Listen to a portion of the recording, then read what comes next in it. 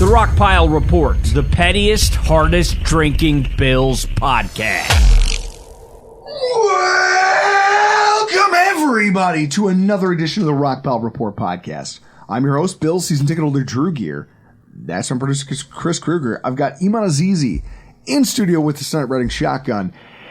And we're here talking about Week 17. Week 17, New England Patriots against the Buffalo Bills. Your time, 1 p.m. Eastern Standard, the old-fashioned, as I like to call it now. Do you know that this is the first game at 1 p.m. we've played since October? The Dolphins game or This game. I mean, is it since that one? 1 p.m. No. Oh, the other Patriots game. Other Patriots game. That's it. Yeah. 1 p.m. to 1 p.m. It took us how many months? I don't remember what time I got to get up for this thing. I don't. We're all thrown off now. I'm starting to panic this. I was like, I don't know what to do Sunday now. It's definitely a weird state of affairs because we've been out of sorts all season. Chris, you a fan of the 1 p.m. start or the later starts? I like the 1 p.m. Because then you get to get home, you get to settle in, you get to relax afterwards, Yes. you watch a little bit of late night football. Yes. Yeah. It's definitely crazy. Place, obviously, Ralph Wilson Stadium, Orchard Park, New York. The weather is going to be in the mid-30s with no precipitation. We don't need a slicker. It's going to be a cold, kind of dry day, but the humidity is going to be high, so the coals are going to cook differently. It's going to be an interesting afternoon. The line is hilarious. We just looked it up before we hit record. Chris, hit me with the line. Minus 13. The Bills minus 13. Yeah. Did anyone in Vegas just see the Chargers game? I'm sorry. On the call, we have a crew, head ref Alan Eck. Alan Eck's a weird case. I looked into some of his statistics because I go, that name seems familiar to me. He calls the second lowest number of offensive holding penalties in the entire NFL. He seems to split penalties called pretty much right down the middle. You know, home versus away. Like Adrian Hill. If your games have been ref by Adrian Hill, he's called 71 penalties on the home team and 100 on visitors. All right. But at the same time, Eck is 73 home, 75. This guy sounds like a good guy. He sounds like a good guy. He could almost play for my softball team, right? He sounds like just a pretty good guy. Should be a fairly clean game then, correct? Correct. Chris, who do we have on the call this week? C team. Kevin Harlan. Trent Green.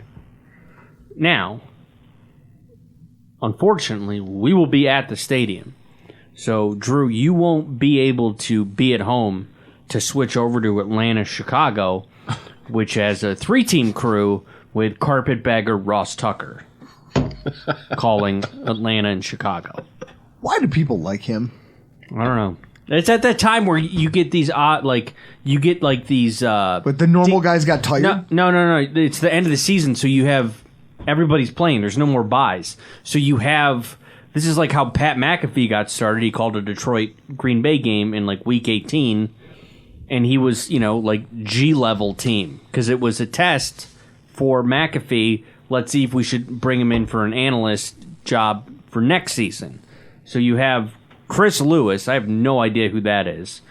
Jason McCourty and Ross Tucker calling Atlanta at Chicago on CBS this week. So that's I guess that is a possibility for one of those two to be an analyst next year. Gross. Kevin Harlan's not bad. I don't know why. He's one of the greats. So why is he the C team? Because one is Nance and Romo. Sure. Two is Ian Eagle and Chuck Davis. You mean to tell me that Kevin Harlan isn't better than those guys? Or it's close to where I'll he take lives. Ian Eagle over Kevin Harlan. He may have said, do me a solid, put me... Where's the game? Chicago? Yeah. Yeah, maybe he lives around there. Maybe. Ian Eagle and Chuck Davis are doing Miami-Baltimore. What's our late game when we get home? Game of the week, Cincinnati at Kansas City, or on Fox, you can watch Pittsburgh and Seattle. Well, the Pittsburgh-Seattle game has a lot of Kenny Albert and Jonathan Vilma. impact on Bills fans, considering what's at stake and considering that we could clinch the division there. Or clinch a playoff berth, depending on the outcome of that game and how things went the 1 o'clock hour. So I guess I get it. It'll be so it's shaping up to be a pretty okay day of football as long as the Bills handle their business. Now, when it comes to injury news, Buffalo Bills have an interesting list of players, but so do the Patriots. I mean, Iman, you see that. It's a lot of people. We only have 2 that are DNP. Yeah, they have 3. Trent Brown, Jalen Mills, and Jabril Peppers all did not participate.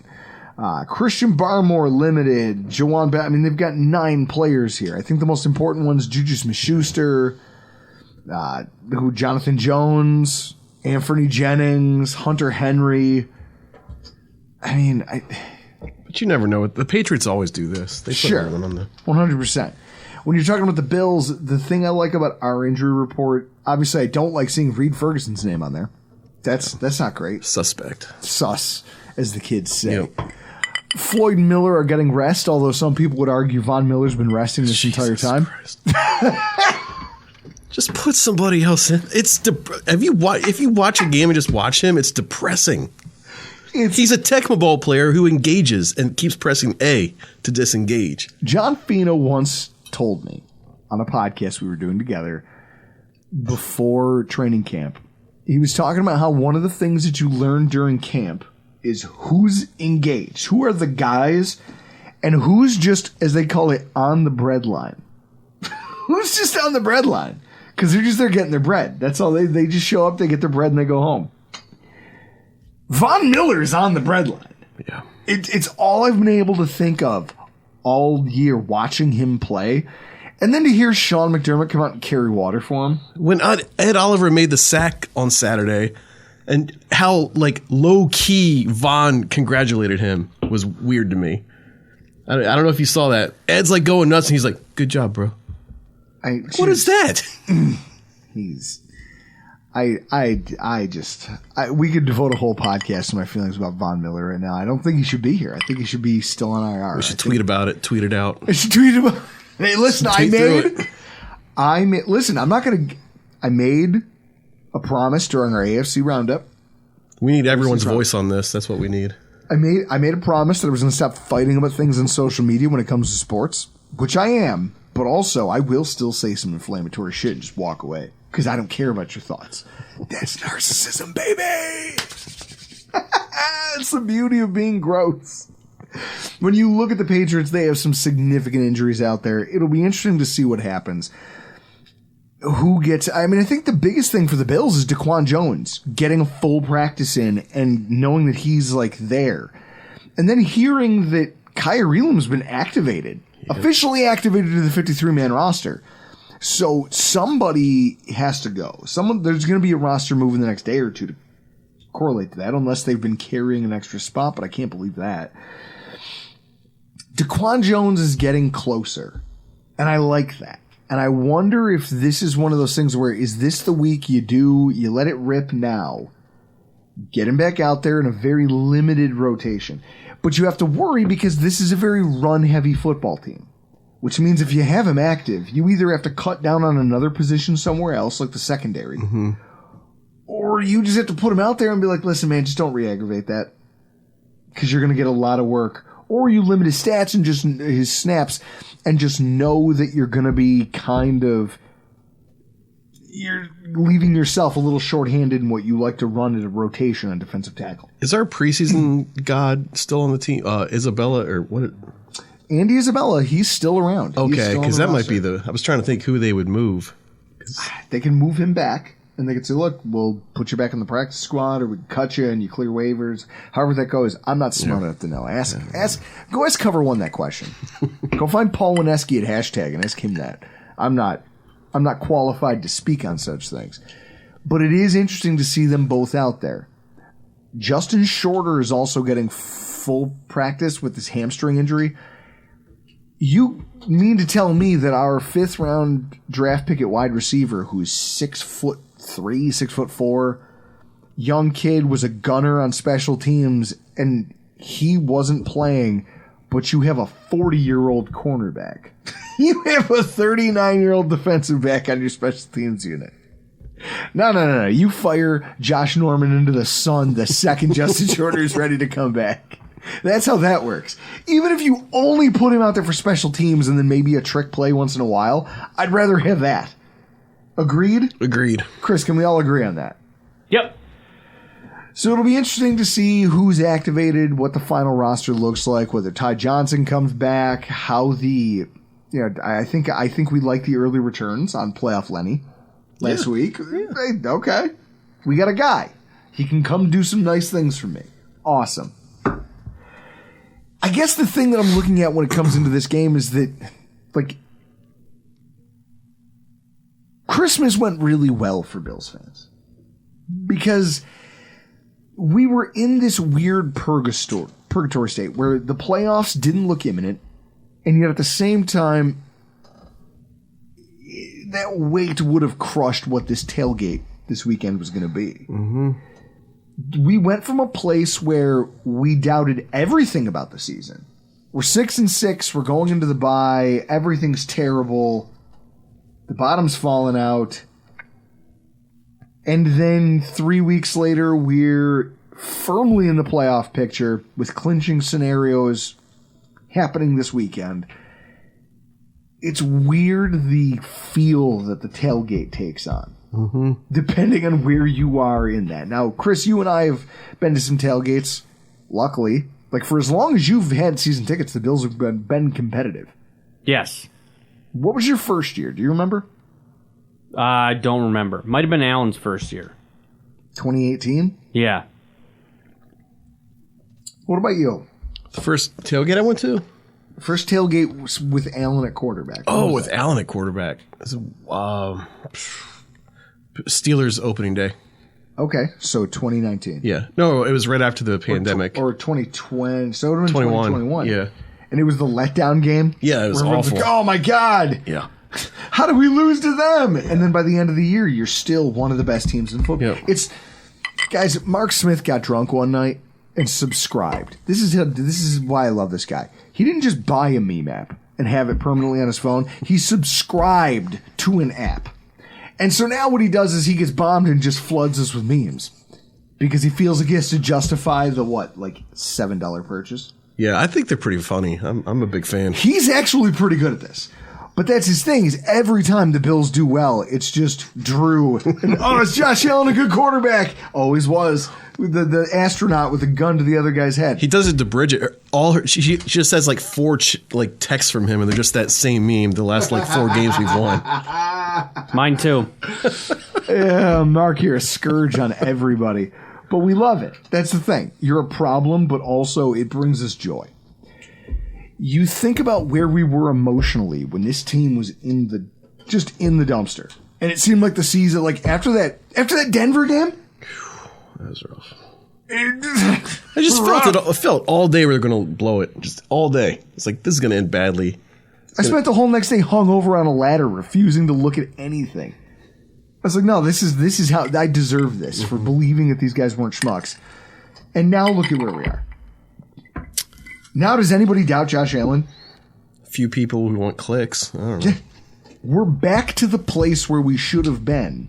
And it's weird how the party takes on it just takes on a whole different presence. Even the Jets game, we were kind of scared. Yeah. Hopeful scared. Hopeful but worried because we lost to them earlier. Yeah. Now you're playing a Patriots team. You're like, oh, if I can just get over this game, we can get out of here. And yet already the energy is a very different feel. Mm-hmm. So this week, the Bills have gone, where were they? They were less than 20% to make the playoffs, to a place where they have clinching scenarios in hands. And Chris, has this felt like the longest season in the last couple years? Yes. Isn't it because the Bills went through that up and down period? Yes, and you. Don't forget you. Well, also me. My energy can be a little bit grating. Negative. It's nice. The vitriol is kind of tiring, isn't it? Yeah. This has been this has been a tough year despite where they are. Just it hasn't felt good. I can like see the highlight VHS tape of this year. Like, how do you encapsulate this unless you would just focus on the postseason run? I guess you would just be like, it was a great season. Then we got to the playoffs. Like that's all they would do. Yeah, you're like, oh well, we're just gonna this. We were being the Colts. Mm-hmm. We were being the Colts when they had, when they were in their prime and they had Peyton Manning, and they would just burn their way through the AFC South, get the inevitable home playoff game, and then somewhere along the way in the division round fall on their face. Mm-hmm. A lot of times it was Tom Brady. A couple times it was the Steelers. Like it was the Mike Vanderjagt game, where Mike Vanderjagt just stopped being a good kicker and just never figured it out again. It's a weird thing, but that's where we were. Now we're in this place of, hey, we're here. We made it somehow. Somehow. And I feel like, I don't know, we've arrived at the end of the season, and now it just seems like it was the season that felt like it was dragging out. The tailgates were kind of the bright spot for me over the course of this. And so, depending on how the chips fall, this weekend could represent our final tailgate. I feel like it's going to be. I don't know if we're getting one. I mean, Chris, how strongly do you believe that the Bills will have a home playoff game this year? I mean, this is my last tailgate. Regardless, that's your last one. Yeah. He's finished. So, I guess with that in mind, like, I'm a sucker for nostalgia and reflection. I always have been. So, with 2024 approaching and this just sense of change, I want to have you here tonight, Iman. Just kind of commiserate with us about what the 2023 tailgate season was. Because it was weird. First of all, we had to find a new home. Mm-hmm. We had to uproot the thing that I've been doing for literally the last 20 years of my life, which was parking in one lot with the same people every week. It all got uprooted and we had to kind of go elsewhere. And so it was funny seeing how we get to Doc Slot and, we had Chris, maybe you remember, and I'm sure you remember when you first joined me in the Mud Lot. There was the old guys next to us, the Bud Light guys, the Try It Beverage Company guys. And then there was the shot bus, and there was the RV crew that would bring the thing. We get to Doc Slot, we're new, and it seems like we're the only ones with a real tailgate. Yeah. And so it was weird, like, hey, we're going to try to scratch what we do out of nothing. We're going to have to rebuild this from the ground up. We're like the sequel of the Bud Light guys next to us. Yeah, like there was it's like the sequel of a movie where you go, I don't know if they're going to be able to execute this or not because it worked so well the first time. All the pieces were there. All the central characters were there. You can't recreate those artificially. Yeah. Does the sequel work? I mean, how many bad sequels have you ever seen? Yeah. Hot Shots Part 2 was not very good. Hot Shots is how is it the first film that comes to mind? Because it pissed me off because I spent like all the money I had to go see that in the theater, and I'm like, that wasn't that good. Chris, worst movie sequel in your opinion? It's not the second. It would be the third if that qualifies. That would be Major League 3. Ooh, yeah, you should have That one's made that terrible. Terrible. 2, I could argue 2 may be better than 1, and that's solely for Rube Baker. Rube Baker brought it for Major League 2. Guys, it was just so different in a lot of different ways. I mean, Chris, you were more available this year than you ever have been before. Oh, we did have this game coming up and a Thursday night game, so I didn't have to use a vacation day. Yeah. Yeah, we had a lot of good cocktails. This has been the most cocktail-heavy tailgate season. Chris, like you, not only that, but then what you also bring is you float around and just deliver this dry sense of humor. You don't talk a ton, but when you do, like it's the same thing you do with the podcast. People are like, oh, Drew says a ton of shit. You know who's funny is Chris. Oh, that's neat. That's neat. See? He doesn't know how to take a compliment either. No. You want to make that a resolution? No, fuck that.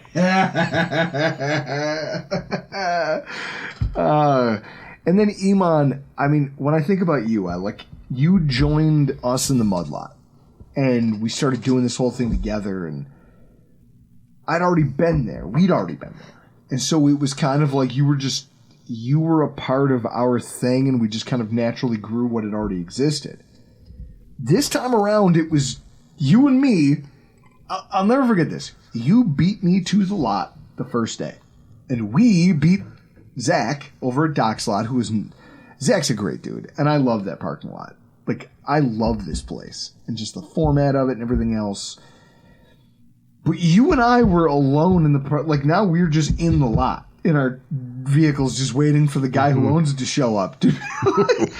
And I was like, it was almost comforting because it felt like a kid on his first day of kindergarten. It's like, I don't know what's going to happen here. I don't know what to expect. I don't know how any of this is going to go. But what I know is that I'm not the only person who's in this boat. So in that way, it's kind of cool. Yeah. We got to have that together and kind of figure out what this whole thing was going to be together. Like, thank you. Yeah, we had those back-to-back weeks of showing up so early. He's like, what are you guys doing here? I love the fact that Zach was literally like, why are you guys here so early? No, Zach, you don't understand. This is what we do. And then you fast forward to last weekend when he allowed me to park my own truck, and I go, see, he trusts me. We finally did it. We're getting there. We're slowly getting there. And I love the fact that when I would read things online or I'd talk to people and they'd be like, oh, that guy who owns the lot, he's kind of gruff. Yeah, no shit, because if I ran that, I'd run it with an iron fist. That's exactly what I would do. But Zach's nice. He's understanding. He also knows exactly how he wants this blocked out. But what you don't understand is that, well, he seems like he's being, he seems like he's being very controlling. You all have a better time because he does his job that way. I couldn't recommend Doc Slot more to anybody out there who's trying to find a location. Come join us over there. It's a great time. Yeah. Now, have you enjoyed the new lot, the transition, away from the wilderness that was the mud lot? Because even when I used to come up once or twice a year, I'd always tailgate in mud lot or lot one before they blocked it all off. You used to cross whatever, but now that he's moved us off the grass, we got upgraded to asphalt, has, I think, been nice. And now we're starting to get a groove of how we set things up. We're on the cusp of having it down. I think the big thing for him is just foot traffic. We draw more foot traffic than any tailgate in that lot. So he's like, well, I don't want people walking on the grass when it's wet because they'll just turn into a mud pit and then people's trucks will get stuck. We also have heavy vehicles. So I can see that, but there's a thoughtfulness to what he's trying to accomplish. And I love that. I love it because the mud lot was a free-for-all. Yeah. I loved that. I also like being, we're next to Hammers and we're kind of like the opposite in a good way of what's going on over there. And so people meander over and it's like instead of having a bunch of characters, we're just dudes. Just dudes hanging out having a good time. Yep. If I could say this and not be, it's probably the whiskey. Don't flatter yourself. It's 114 proof here. From friends to business partners to tailgate hosts. I don't know what's more important, but I'm happy I don't have to pick with you because you're. When we finally made the big move to Buffalo, Bridget and I parked in KK lot because it was easy off of Abbott to go back to South Buffalo. I'm like, this ain't it, but we're gonna figure it out.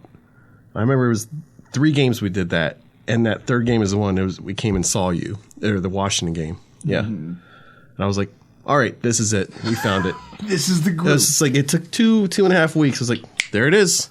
Because since moving permanently to Buffalo, you put it out into the world and it seems to happen.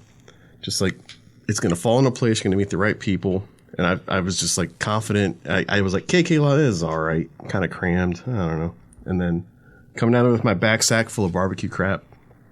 And all that stuff, you're like, oh, you're serious. Oh, this guy knows what he's doing. Oh, you're a professional. I'm sorry. Here I am, just a rube with a folding grill. It's like, next week, we're going to Mudlot, dear. And it's just funny to see where we've come from there.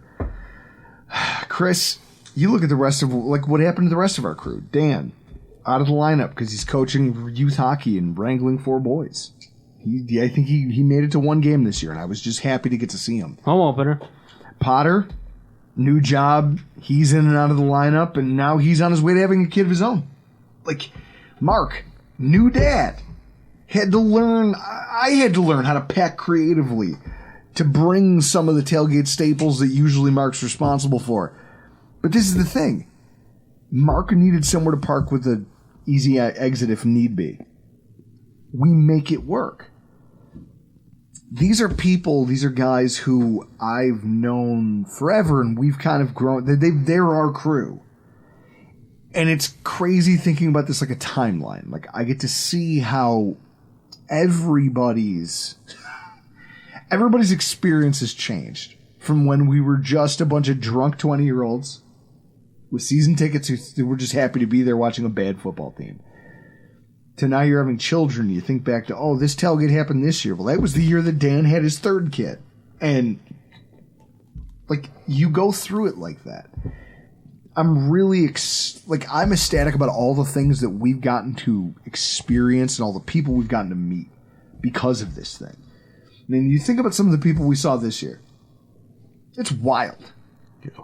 This lot just got to spend a weekend with Lieutenant Colonel Yulberg. Mm-hmm. Get to meet one of his older children.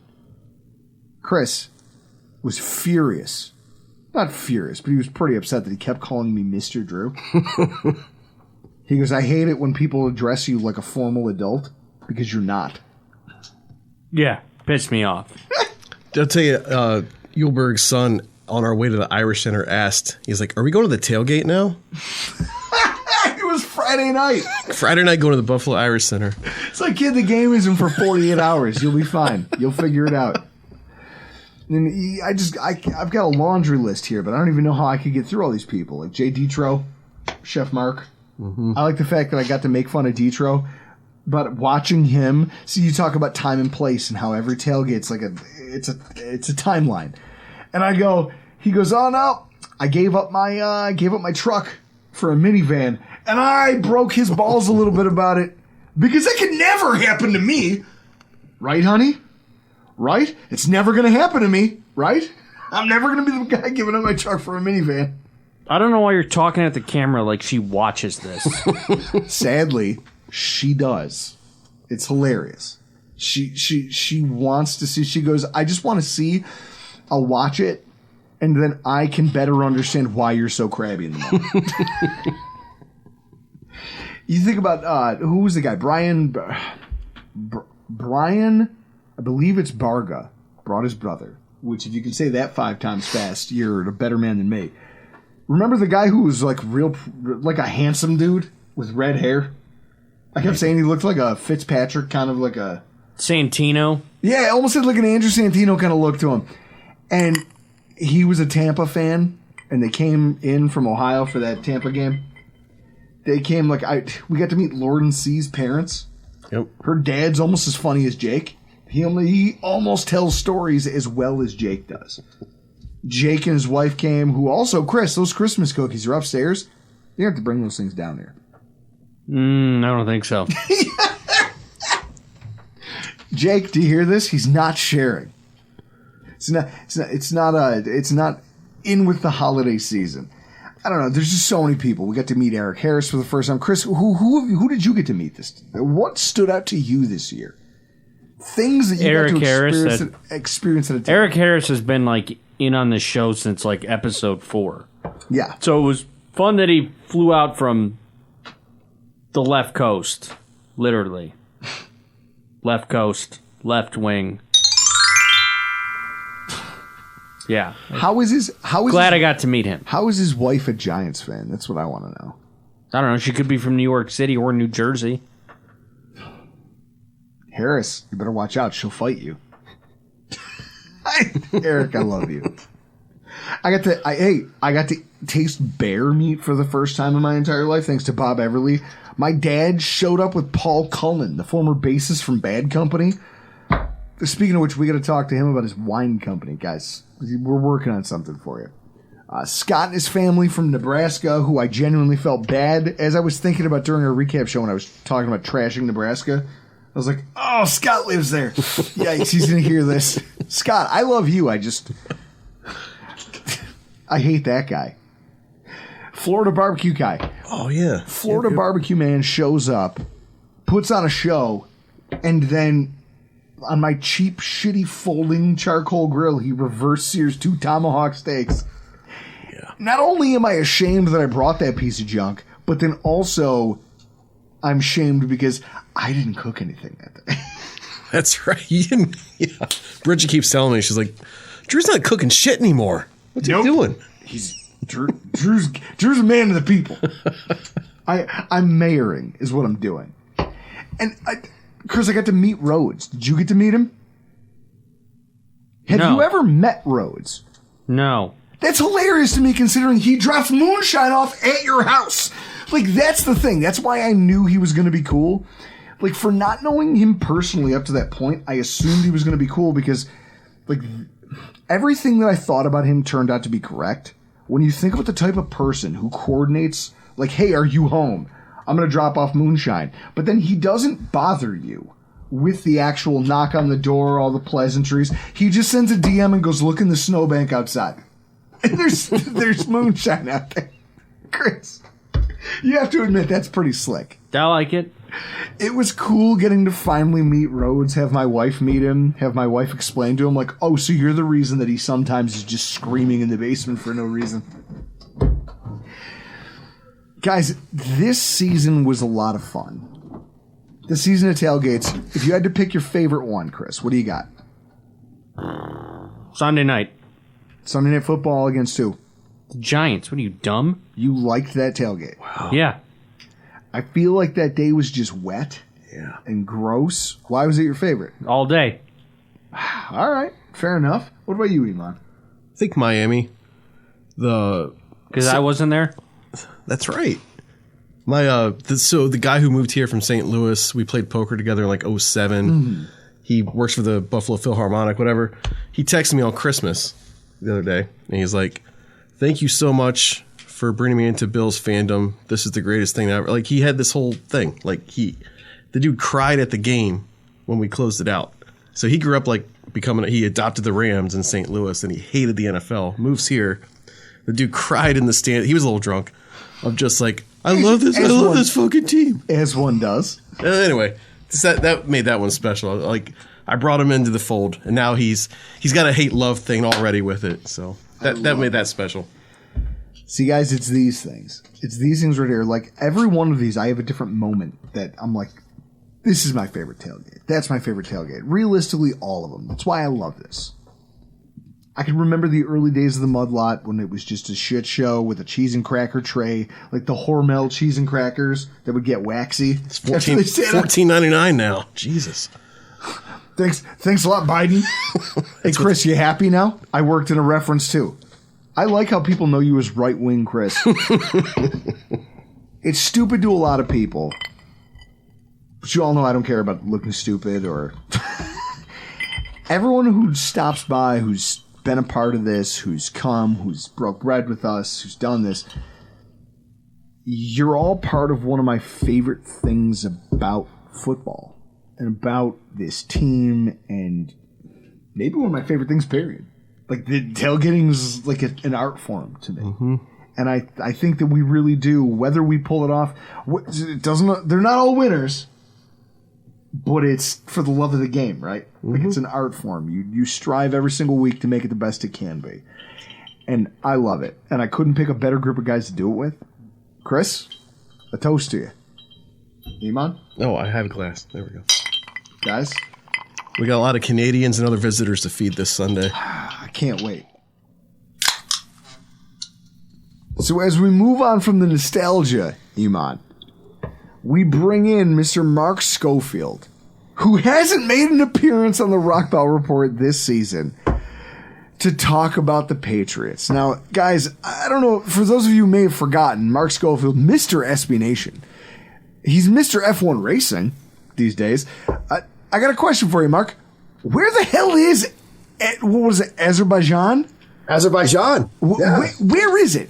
Because I have a sneaking suspicion that it's a lot like Hogwarts or Narnia, and that it's not a real place. It's a magical, mystical place. It doesn't actually exist. Rich people just talk about it. It's in the Middle East, man. It's on the Caspian Sea. Where geographically on the Caspian Sea? What? I said where geographically, though? In the Middle East, kind of like. That's very generic. Here. That's like when I say Hogwarts is near England. It doesn't mean it's not fake. Is Azerbaijan right. I mean, it real? certainly sounds fake. It's like, that the like cluster of countries that like broke away from the Soviet Union back when I don't know, I was in like 7th grade when this happened. Yes. Like it's in that little cluster. It's like just north of Iran. How about that? All right. Fair enough. Yeah. You've also... Have I been? No, I have not been. No. Has this been the most Iran's been mentioned on this podcast ever? Yes. This is a night full of Iranian mentions. We talked about the Iron Sheik. We've talked about a lot of things. What I love for you over at SB Nation is that you've recently gotten into hockey. You've gotten into baseball. You've been talking about everything over there. You had a Connor Bedard article. I did. Like Michigan goal. Is it? You got to write about it. Is it fun getting to dabble into other sports? It absolutely is because look, you guys have known me for years now, and I love football, played it, love writing about it, love telling stories about it. But when you're saying day in and day out, oh, watch how this quarterback keeps his eyes to the middle of the field and then flashes them late to throw that deep corner out and manipulates the safety in the middle of the field, it can get a little monotonous. So it's nice to break it up with, hey, this goal was pretty freaking cool. And I don't have to dive into intricate analysis of how it happened. It's just, hey, look at this. This is really cool. Or, with the F1 stuff, hey, these cars vroom very fast. You should watch it. And when I get to interview drivers, I've never interviewed a Patrick Mahomes or a Josh Allen one-on-one, 32 starting quarterbacks in the NFL. I interviewed 3 drivers one-on-one this year. My first year covering F1. I've never sat down with Josh Allen, but I sat down with Lando Norris, sat down with Valtteri Bottas, sat down with Oscar Piastri. I've never interviewed a head coach one-on-one. Sat down with McLaren's CEO a couple weeks ago. This is... Sure. I love this for you. I love that you're getting an opportunity to really expand your horizons. You know what I love? I'm just Let me tell you what I love. That the Patriots suck, but not bad enough for May or Williams. That's what I like. Man, what is it, 45, 60 seconds till that was dropped on my head? Like that Liberty Mutual commercial where I stood under the grand piano that just got dropped on my head. Well, I was going to... See, I'm a little more articulate because I had it set up to where I was going to ask you about how the fact that you still work the NFL circuit. You recently wrote a piece about how Antonio Pierce deserves that Raiders job. Absolutely. And you stated, I read it, you stated a great case for it. He deserves it because they have money tied up elsewhere in that's coaches. The other thing. Well, but also because he's inspired that team to do a thing they haven't done in 6-7 years under 3 different coaches. But also... because as a Patriots fan and a longtime podcaster, your own team might have some questions on that front about who's going to fill the head coaching vacancy. I was just on with the Cover One kids. I was just on with Kevin and Kevin. Yep. And I actually floated it. I'm like, look, if they move on from Belichick and Antonio Pierce is available, yeah, absolutely, interview him. Please do. But I don't know what happens come January 9th, let's say. Yep. I don't. I've tried to find out. We all know the story from Tom Curran that came out a couple weeks ago that the decision was made. I know Tom. I trust his reporting. I think there's probably some truth to the idea that after that game in particular, that disastrous game in Germany, when you're Robert Kraft, you sort of view yourself as somebody that's one of the most well-known owners out there, who's tried to bring football, was part of getting the strike ended, for example. You bring this game to Germany. You want to promote the Patriots as a global product. And to see that game on that stage, you're putting that version of Mac Jones in front of a European German audience, it did not sit well with him. So I absolutely believe that when that game ended, he was like, no, that's it. Now, maybe things have softened. You beat the Steelers. You beat the Broncos. Get Bailey Zappi looking like he's better than Mac Jones, which obviously isn't saying much, but it's saying something. Maybe that position is solved. The problem, though, is Belichick, the head coach, is still good at what he does. Belichick, the GM's got some questions he needs to answer. And that's the critical piece to this, Drew. And I know that's where you're going to go next. It's because you miss on the entire 2019 draft class. Like, look up their 2019 draft class. Everybody they drafted is either on another team or out of the league completely. Like, when you miss an entire draft, that's strike one. This is the Bills drought era stuff that you're talking about. Yeah. You're talking about the drought era. The quarterback at 15 overall, that's a big strike too. And there have been lots of other strikes along the way. Now, if they got things right, yeah, they've had some good picks. But when you miss on an entire draft class and then the quarterback in 2 out of 3 draft cycles, that's going to set you back. And so maybe Kraft's thinking is, I don't want you to be GM, but I'd still like you to be head coach. And then does Bill Belichick, the guy who came up under Parcells, who 3 decades earlier told Kraft himself, if you want me to make you dinner, let me shop for the groceries. Is that guy's disciple going to be like, yeah, sure, I'll stop being GM? Wow. Chris just brought up the 2019 class. Yeah. Holy shit. Chase Winovich, Juwan Williams. Damian Harris. Damian Harris. Yeah. Buffalo Bill Damian Harris. He's a guy, at least he's still in the league. Jared Stidham is going to be starting for the Broncos. Yeah. You still guys just ended New England. You just ended Russell Wilson's career, and Jared Stidham is starting for Denver. Yeah. There isn't a single player from that draft. It's a wasted class. It's an absolutely wasted draft class. Wow. Like, it's hard to do worse than that. So, at the top of the show, I was talking about tailgating and how I'm a sucker for nostalgia. I think moments, more so than results, are what makes sports memorable, but I feel like I think that because I root for a team that hasn't ever won a title.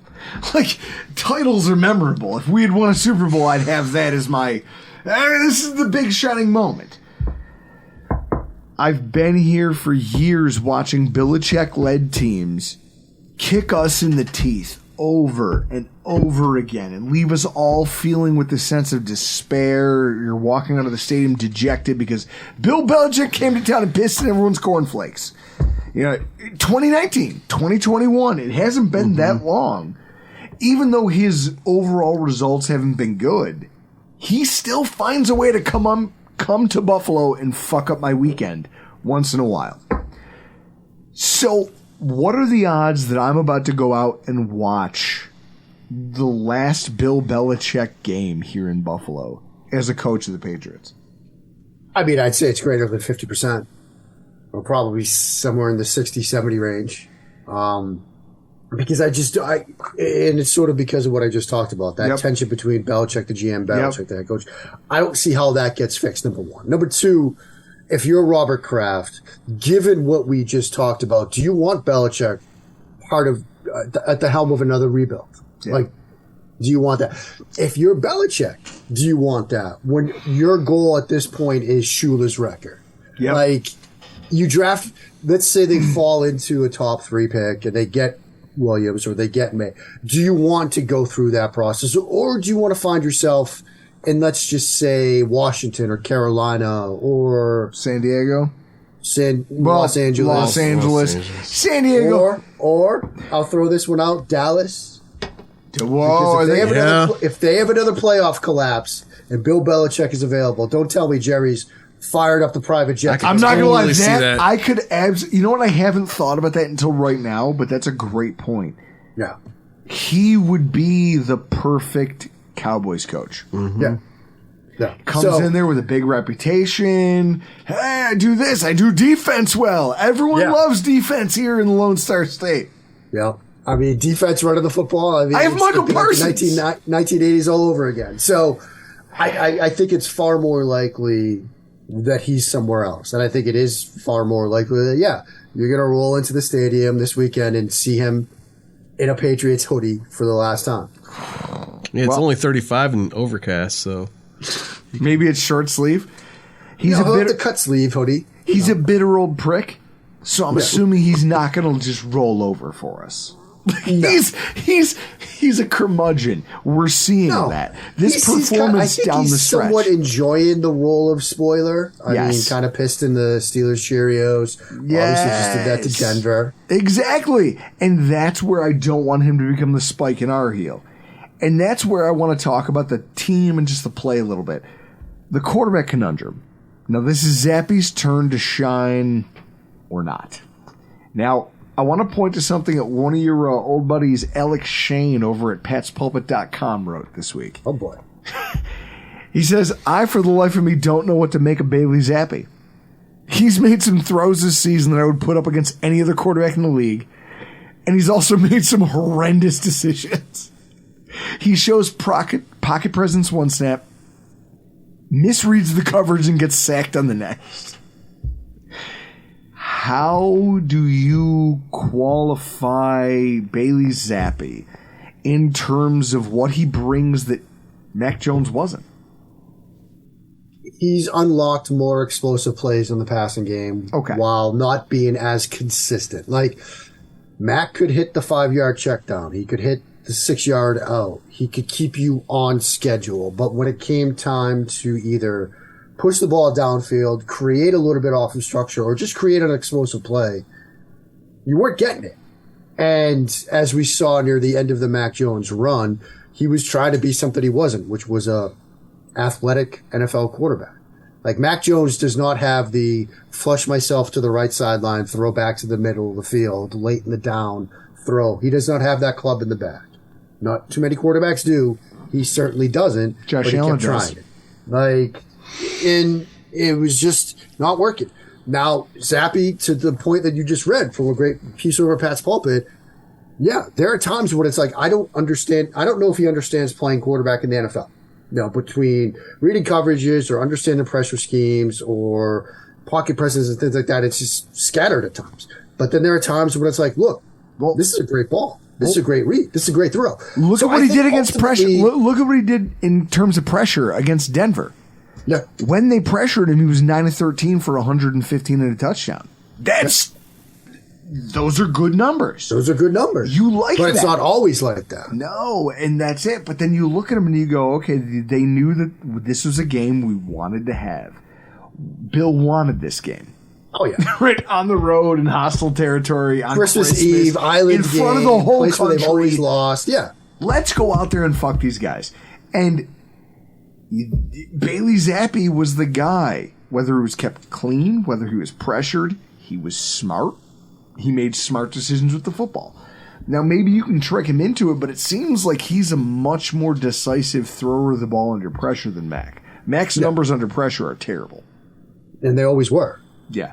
I mean, they always were. And, you know, that was the other thing. Like, he's a bit more athletic than Mac, which might not be saying much, but, like, the problem with Mac was he had to overcome that lack of athleticism. We talked about this with his mind, right? If he could stay ahead of pressure schemes, sim pressures, slot corner blitzes, things like that, he'd be fine. But he was never able to do that at the NFL level the way he was at Alabama. Zappy's got at least a bit more athleticism too. And sometimes that's just enough. Well, that's it. So how do you expect them, given kind of the dearth of playmakers you guys have? We know the tight end position isn't loaded. We know the wide receiver position is struggling. Like, Demario Davis was your leading receiver last week. Yeah. How do you expect them to attack the Bills' defense? I think you're going to see a lot of Ezekiel Elliott. I mean, he's the most explosive player on the field. Yeah, and he's played well, you know, and Zappy likes to target him in the passing game. You're going to see him look in his direction a lot on throws. They'll scheme some short stuff up for Douglas. You'll see a lot of him out of the slot, too. They really like him out of the slot. You know, for all the, like, griping about Belichick and the outside receiver, boundary receiver position, they get slot receivers right, and it seems like they have a new one in Douglas, you know, because some of the routes he was running against Denver were impressive out of the slot. You know, but I think it's going to be a conservative-ish type of game plan, with some opportunities to push it downfield, some back shoulder throws to Parker and things like that. Chris, are you worried at all about the approach? No. Not at all. He goes, no, not at all. One answer. Here's what I'll say. Given your stack up of offensive personnel against our secondary and the way that they've played the last 3 weeks. Now, maybe not last week. Last week they were waiting for Stick to kind of trip over himself, which is kind of Yeah. But it didn't happen, but we ended up getting the win anyway. If anything, that emboldens them to take the same approach and say, listen, we'll give Zappy all the cheap shit. Make him work an 11 play, a 13, a 14 play drive for a score. Yeah. And then we'll still force a field goal. Because in the red zone, he's not going to throw into the teeth of the defense. Yeah. That's the thing that's going to lose or win the Patriots this game. I guess when I see it, I then pivot to the defense and say, what are they going to do to try to suppress the Bills? Try to keep, because obviously you know your team can score against decent teams in the NFL. Now that you have Bailey Zappi, your offense seems to be clicking. You found Ezekiel Elliott as a weapon. Now on defense, like Bill, there's some numbers that I think Bills fans need to hear. First of all, for all of the Patriots' blowout losses this year and all the things that everybody thinks they can kind of, oh, hey, look, point and laugh. 8th in total yards against. 8th in first downs allowed. 2nd in rushing yards allowed. They haven't allowed a 300-yard passer in a month and a half. And although some of their competition, like, that plays a role, right? Like, you play the Pittsburgh Steelers, and it's like, all right, well, we get it. That guy wasn't going to throw for 300. But they haven't given up more than 85 yards rushing since week 9. These are all numbers that point to the fact that even though the offense is beleaguered because they don't have a ton of talent, this defense, for as undermanned and injured as they are, they're still holding down the fort for Bill Belichick. And I think that this is the hallmark of Bill Belichick football, isn't it, Iman? Yeah. Like, for as long as we've known him, he's been ruining us with the defense more so than the offense. Yeah, he's out-game planned us the entire time. And McDermott's going to do what McDermott does, which is, I hope you make a mistake. That's how he plays D. And so when those two powers collide, these Patriot games always become something. When you look at what these guys are on defense now, like, this is a hard-working group on defense, regardless of who you have at positions. I guess the question is, what do you think is going to work in the Patriots' favor on Sunday on defense? Well, one of the things that fascinates me about the Bills right now is, particularly against Dallas, right? That run game that you've discovered in recent weeks. And, 266 yards rushing as a team. This is an extremely good run defense. Like, look at any metric, like DVOA, like minus 20%, like 20% above average, basically, against the run. They're a very good run defense. And if you get into a game plan, from Buffalo's perspective, like Joe Brady seemed to have put together against the Chargers, where they decide, look, we can run the ball now. Let's lean into that a little bit more. That will play to New England's strength. Like, if Buffalo comes out and decides, hey, we want to run the football, New England wants this to be a ground down, slow, clock bleeding kind of game. So if that's the approach, I'm not that I'm confident or comfortable, but I think that gives New England a chance to win. The issue will be, though, Jalen Mills is banged up. I don't know if he's going to go. Peppers didn't go last week. He's got a hamstring. Don't know if he's going to go. If Joe Brady decides, you know what, I see how good this team is against the run, I'm putting this game in 17's hands. That's where I get worried, if I'm a Patriots fan, if I'm Bill Belichick. Because if they turn this into, no, we're turning this game into a shootout. We don't want to run against you guys. That'd be dumb. We'll throw it against you guys. We'll throw it against this banged-up secondary. All we need is a couple big plays here and there. If this is New England's not built to come from behind. No. So if this becomes a 21-0 game midway second quarter with Buffalo leading, it's over. But if it's, 12-10 late third quarter, then it's nervy times on Buffalo's sideline. You've been watching this team for a long time. You're hanging out, about to witness a possible changing of the guard, not just a quarterback, but then you came on our podcast and we had you on and we brought you on under false pretense. We brought you in, and then we popped bottles of champagne. The champagne in my face. Yeah, that was fantastic content. Let's be honest. We popped it, and we played Celebrate by Kool and the Gang when Tom Brady left. He was gone. It was great content, but I feel bad. Tremendous content. Now we're looking at a world where the other half of the equation is on his way out. Yeah. This would almost seem like a signature win on his way out the door. If he was going to try to steal this one in terms of pressure packages, because that seems to be the thing that kind of it's a combination of coverage and pressure. Those are the things that seem to flummox Josh Allen. If you play pure pressure, they solve you. And if all you do is play coverage, they solve you. It's that combination, and if anybody's qualified to do it, it's probably Bill Belichick. Well, I mean, what do you as a Patriots fan want to see out of him this weekend? I mean, I want to see them lose this game because I want to see them lose again. Caleb Williams. I mean, let's be honest here.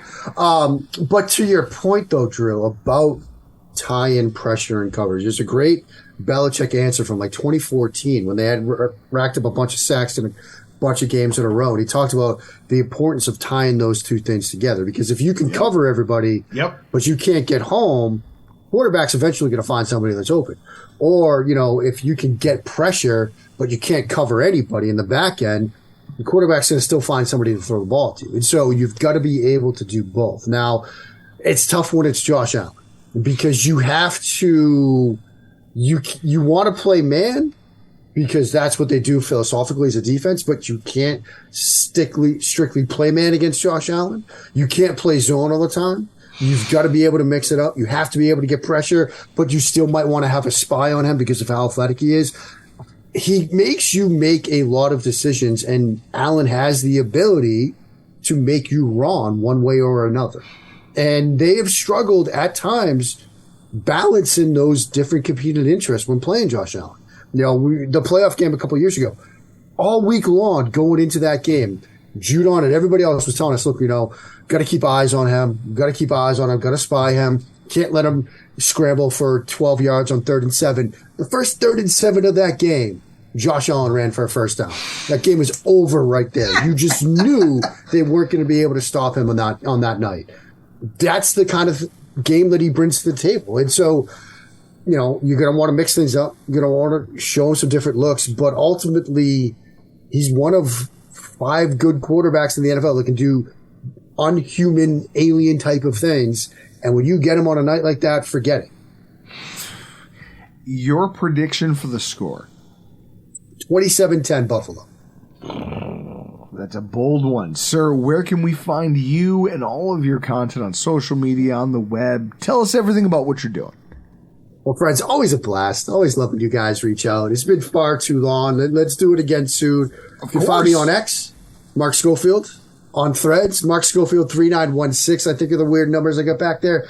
SBNation.com, we're going to be covering college football preview. We're going to be doing, like we do at the end of each year, like a month-by-month catalog, list, blog, whatever, of our favorite stories. You can find all the F1 interviews and all that fun stuff. F1 season starts late January. We're going to get rolling again, so it'll be that. I'll probably be going to races this year, so yeah. It's going to be a fun little year for me. Hell yeah. And maybe you'll get to find out and tell us where exactly Azerbaijan is. Well, I told you, it's north of, again, an Iran reference. It's north of Iran. I think you're making it up. Sea. I still think you're making it up. I pulled it up on Wikipedia, so I got a map right here. We love you. Guys. Love you, boys. Guys, here's what I know. That's Mark Schofield. I'm Drew Gear. That's Chris Kruger. That's Iman Azizi. And this has been your Rockpile Report.